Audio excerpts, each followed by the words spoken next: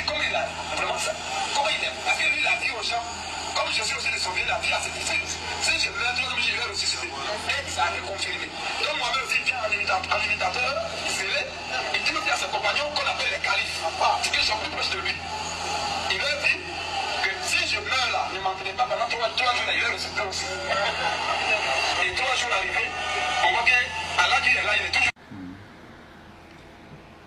Ok, salam alaikum wa rahmatullahi wa barakatuh, alhamdulillah, j'espère que vous portez bien. On vient de suivre ce monsieur. On va lire un verset rapidement de la Bible pour l'aider. Jean 8, verset 44. Jésus dit, vous avez pour père le diable et vous voulez accomplir les désirs de votre père le diable. Il a été meurtrier dès le commencement et il ne se tient pas dans la vérité. Parce qu'il n'y a pas de vérité en lui. Et lorsqu'il profère le mensonge, il parle de son propre fond. Car il est menteur et le père du mensonge. Donc vous venez de voir que le gars même, il est le père du mensonge. Et ce verset dit quoi? Que quand il ment là, il parle de son propre fond. Ce qu'il vient de dire, il a enlevé ça où? Il a enlevé ça dans quel livre? Dans quel hadith? Ou bien dans quel verset coranique? Que le prophète a dit que je vais mourir, 3 jours après il est ressuscité. Mais Allah est en train de lui dire dans le Coran que Jésus n'a ni été tué, ni été crucifié. Maintenant lui va venir dire à ses contemporains que oui, c'est vrai, Allah a dit, Jésus n'a ni été tué, ni été crucifié, mais moi je vais mourir, il est ressuscité 3 jours comme Jésus. Tu vois comment est-ce que ça va pas? Il t'a dit, il faut changer de livret, mais tu refuses. Tu comprends?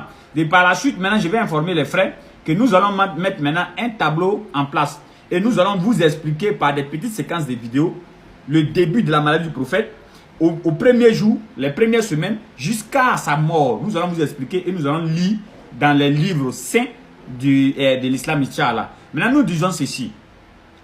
À celui qui parle actuellement dans la vidéo, vous-même vous avez vu, hein, il vient de mentir ici encore.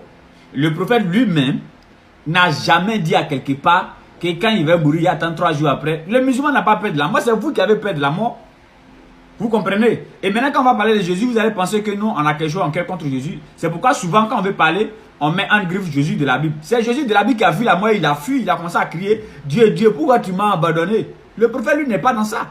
Quand l'ange Gabriel est venu le visiter, là, l'ange Gabriel lui a demandé que l'ange de la mort, quand l'ange de la mort est venu le visiter, l'ange de la mort lui a demandé, mais actuellement, Allah demande à ce que je prenne ton âme.